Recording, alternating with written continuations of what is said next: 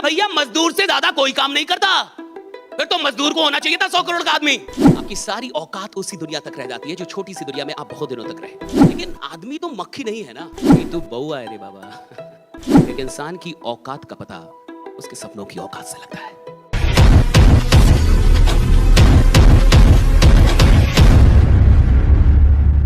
और देखिए, कई बार बहुत सारे अवसर आते हैं लेकिन लोग उसकी अहमियत नहीं समझ पाते, जिसके चलते वो अवसर छूट जाता है। एक छोटी सी वीडियो हम लोग देखेंगे, राइट। इसको बस देखना है, कुछ सुनाई दे ना दे उससे कोई मतलब नहीं है, राइट। सुनाई देने ना देने से कोई मतलब नहीं, इसको आराम से देखने का है। दिखाई दे रहा है सबको? देखिए, आप इस वीडियो को जब आप देखेंगे, इसका साउंड हटा दीजिए। यहां मक्खियां डाली जा रही है और मक्खियां डालने के बाद अभी देखिए मक्खियां ऊपर तक जा रही है कि नहीं? ऊपर तक, इसको दिख रहा होगा थोड़ा थोड़ा, राइट। वो ऊपर तक जा रही है, वो उस बोतल को पार कर रही है। फिर ये ढक्कन लगा के और कुछ दिनों तक छोड़ दिया गया ऐसे ही, यानी उनको बंद छोड़ दिया गया।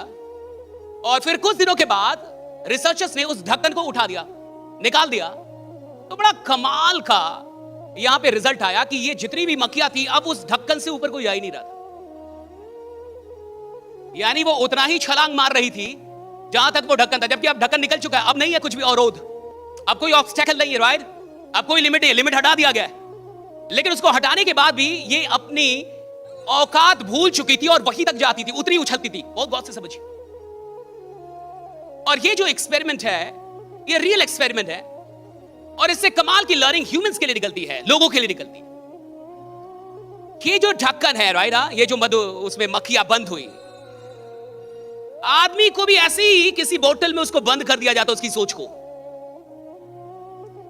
समाज, परिवार, स्कूल, राइट, कॉलेज, कि भैया आप यहीं तक हैं, आप यहीं तक कर सकते हैं, आप इतना ही कर सकते हैं।